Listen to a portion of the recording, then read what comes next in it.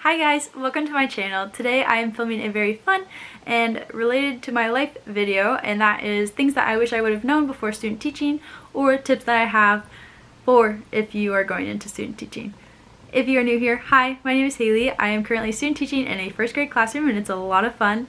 I am in my first quarter of student teaching, and the way that my school does it is that you gradually progress into full-time student teaching. So I just completed the quarter where I am student teaching just in the mornings of Tuesday and Thursday.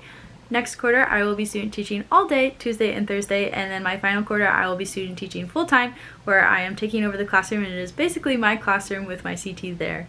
But I am planning and doing everything that a normal teacher would do. I got a request to do this video and I thought it was a really fun idea, and I love getting suggestions from you guys and I love being able to hear your input. So if you have any other video suggestions, make sure to leave them down below in the comments, and give this video a thumbs up if you like all the tips that I have to give you. So without further ado, let's get started. Okay, so I made a list of 10 things that I wanted to touch on in this video. So if I'm looking down at my phone, that is why, because my list is on here. Okay, so the first tip I have for you is concerning preparing for your student teaching. So before you even start your student teaching internship, or before you even get placed or anything like that, I started doing this tip about a year in advance. So what I did is I started to collect like clothes that would be appropriate for teaching. So clothes that were professional, clothes that were comfy, clothes that were high enough up so that my chest wouldn't show if I like bent down to work with a child, or making sure my pants would stay up or I needed a belt, stuff like that. So I started to collect clothing that would be appropriate for a classroom environment and for a school environment. And this is something that I would recommend doing over a period of time, because I personally know that in college we don't have that much money to spend to just go shopping for $200 worth of clothes. So I would go to Value Village often and pick up different pieces that I knew that would work really well. Also shop the sales. And so a lot of times after a season, the clothes from that season will be on clearance for really, really cheap. And so like I always shop the clearance and the sales rack. So that's one of my tips for you. Some of my favorite places to shop are Old Navy. They have great teacher clothes. Awesome, awesome, awesome. Also Target is really good, and then I would check out your local thrift stores. Also, to going into preparing for student teaching, make sure that you're being professional while you're connecting with your CT. I don't know if you will have to do an interview, but keep that in mind and prepare yourself for that interview. Just review over some of the like current testing advisories. So like, what do the researchers say about testing? Things like that. My interview was really easy. It was a lot just like getting to know possible CTs there, and just so you know, a CT in my school is called a cooperating teacher. That's kind of like the classroom teacher that is your mentor. So some schools call them mentor teachers and some people call them CTs. So that would be my first tip. Just make sure that you can look professional in the way that you dress, the way that you interact with your CT before even actually meeting them through email, and make sure you're just being professional before you even get there.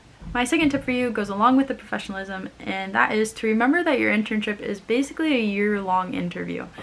And this may seem a little bit scary and daunting, but it's true. You know, at the end of your internship, you want to get a letter of recommendation from your CT and your principal. Those are letters of recommendations that would really make it a lot easier to get hired at a school for a job. So you want to make sure that you get good letters of rec. So that means anytime that you are there, you need to make sure that you're being professional, you're interacting with the kids in the best way possible. And that if anyone walked into your classroom while you're there, or walked in on you as you're working with a student one-on-one, or as you're leading the kids down the hallway, the kids are quiet and calm, and you know, you're just reflecting that you are capable of doing this and you're professional, and you know, they want to have specific instances that they can write in their letter of rec that show that you're ready to be a teacher. So my third tip for you is to take notes on what your CT or mentor teacher does, because for them to be a mentor teacher or a CT, they have had to be teaching for a really long time and be a good teacher for a really long time. My CT is awesome. She's amazing. She has great classroom management. I always see her doing all these things that I would have never thought to do. And so at the beginning of the year, especially if you are able to observe your CT, how she sets up the classroom or how he sets up the classroom for the first day of school, how they host open house, how they run conferences, take notes. Because when you get your own classroom, you're going to want to look back on that and be like, oh yeah, that's how they did it. Do I want to do it that way? Do I want to tweak it or something like that? I've talked to a lot of my other teacher friends that have gotten a job. They've graduated before I have. And they said that was like the most valuable thing for them. It was the beginning of the school year, the notes that they took, the conferences, the notes that they took, and how your CT interacts with families. How do they log the communication? Because it's really important when you're teaching that you keep track and have evidence of all the conversations you've had with families and things like that so that you can have that. My fourth tip for you is to remember that this is your time to learn and to shine.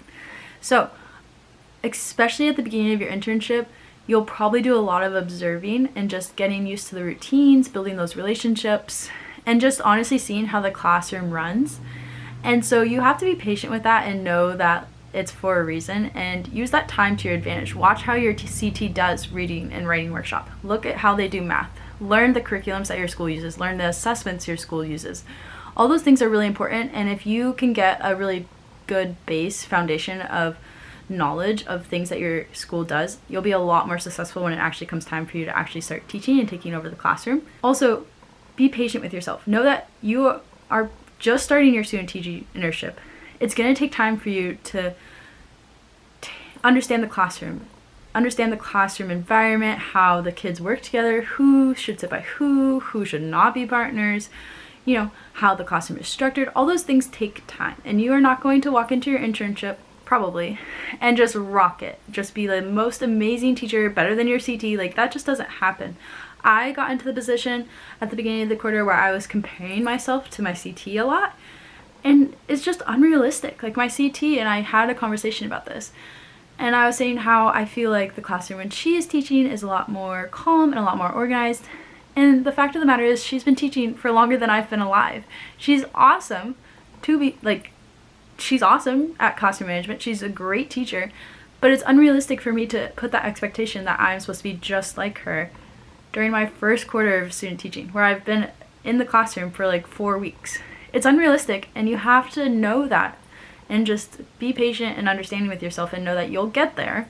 It's just going to take time. Also with that, make sure you take your CT's suggestions to heart. I know every single lesson that I teach, my CT gives me like a tip that she would have done or something, and then I will implement that in my next lesson. Their suggestions are real. They're not trying to make you look bad. They're not trying to say that you're doing not a good job. They're just trying to help. That's what they're there for. My fifth tip is to prioritize connecting with your students, especially in the beginning of your internship.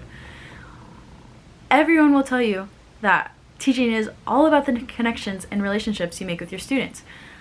A student that feels loved and invited and comfortable in the classroom is going to be a lot more successful than someone that doesn't feel comfortable in your classroom, doesn't feel like they're loved, doesn't feel like they're valued. There's a really big difference, and that's a huge thing that you need time and work spent on to build those relationships. And some kids, it's going to be really, really hard to build a relationship with. Sometimes they're honestly just so naughty sometimes that like you don't want to spend that one-on-one time with them, because you want to work with someone else that you know will do the work and will know that they'll give you like these really in-depth connections and things. But it's really important to connect with every single kid in your class. And so some ways you can do that: you can leave them notes on their desks. You can write them notes before they go on break to remind them that they are valued and they are loved at school. You can find little things to give them that praise, that affirmation of that they're doing something good. And little side note, don't just say, oh wow, you're doing a really good job at this. If they're writing a letter or something, say, wow, I really liked how you used capital and periods. That's awesome. That's such a good job. You know, give them something specific that they can continue working on. But there's just so many ways you can build relationships. There's so many articles out there. Just research it.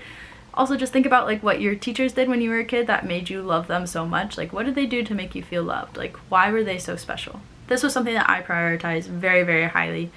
And I would say I have pretty good relationships with the kids in my internship classroom. I get hugs a lot.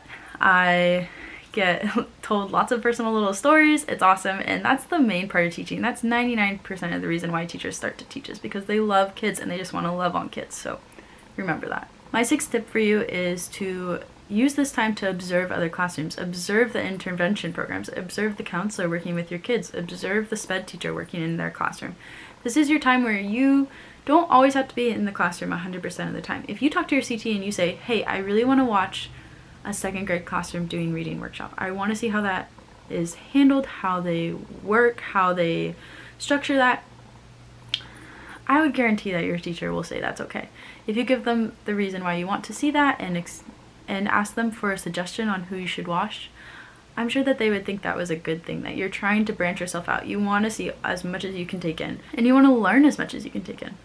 I know that some of my kids get pulled out for a reading intervention program, and I was really curious about why they got pulled out, and so I went there and observed them, also for a project, by the way. But I went and observed them, and it was really interesting to see the strategies that the reading interventionist specialists used, and just, it's really interesting, and you want to know what your kids are up to and what all the aspects of school look like for all the different kids that are at your school. My 7th tip is to keep in mind that it is still your CT's classroom, and you have to be respectful of that.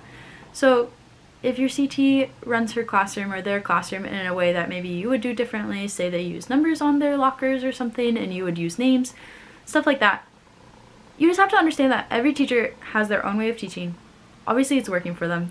Like, even though it's not exactly the way that you would do it, keep that in mind and be respectful of the way that they're teaching, and know that they've been teaching for a long time and probably they're a good teacher and they have a reason for why they do things the way they do. And you just have to keep that in mind and know that it's not your classroom. And when you have your own classroom, you can do it however you want to do it, but you should do it however your CT does it. Also, know that probably when you walk in the first day for student teacher internship, you're not going to take over the class. It's going to take time. Your CT is going to gradually put you more and more in charge, gradually let you have more and more control of the classroom. For me, it's every quarter we get a little bit more of the classroom. We do more and more lessons as the year goes on, and so I have to know that and know that I'm not going to just walk in and start teaching right away. I've done a lot of one-on-one work, I've done a lot of small group work, and I've only started to do whole class teaching this last couple weeks. My 9th tip for you is to make time for you. I know student teacher internship can be a lot of work, especially if your college is like my college, where you still have classwork to do on top of all the student teaching stuff you have to do. It's important for you to make time for yourself. So for me, I know that I need probably like a day of the week to just chill, not think about teaching, not think about school. I just need to be able to do whatever I want to do, whether that's grocery shopping, going on a walk, spending time with my friends. I need time to do that. And honestly, it makes you a better teacher if you are taking care of yourself. It's very, very, very important to take care of your students, but I would say that you can't really take care of your students if you're not taking care of yourself too. So keep that in mind, make time for yourself, make yourself a priority, and make sure you're doing that. My 10th and final tip for you is to have fun. This is your internship. This is the time that you get to practice being a teacher. The stakes are high, yes, you're right, but this is the first time you've been doing what you want to do for your whole life, probably. I know for me, I wanted to be a teacher since I was like 4 years old. I've known that, and like I am a teacher almost right now. Like I am in a classroom with these kids all year long. I'm building these relationships, learning about how schools work, learning about the dynamics of children, how the classroom is run, why the classroom is run that way. All the research of how to handle kids that have behavioral needs, how to handle kids that have trauma. All these things are things that I've wanted to do. I just want to love on kids. I want to teach kids. Like, this is what I'm passionate about, and I'm finally being able to do it. And so it's awesome. Remember that when you are grinding through the EdTPA, which will be me next quarter, remember why you are doing this, and you're so close, and just have fun. Have fun with your kiddos. Talk to them about their real life. Ask them questions. They will talk to you. They probably love to share with you, and they look up to you, and they notice everything about you. Just so you know, if you have your hair in a new scrunchie, they will probably notice. So just keep that in mind, and just remember why you are doing this, why you are here, and why the grind is so worth it. I hope these tips helped you. I really thought about what I wish I would have known, or what things I would have told to my past self, and so I really hope that you guys find some encouragement and motivation in these tips. and I hope you guys enjoyed watching this video. If you did, please give it a thumbs up. I would love to film more things about student teaching and about college and about teaching and just everything that I'm learning right now. It's incredible. I'm so happy that I'm finally in this season of life, that I'm so close to being a teacher, and it's just amazing, and I get really excited whenever I start talking about it. And so I hope you guys enjoyed watching. Make sure to hit that subscribe button so you can see more videos, and please leave me suggestions down below of things you would like to watch. And I will see you guys in my next video tomorrow. Bye!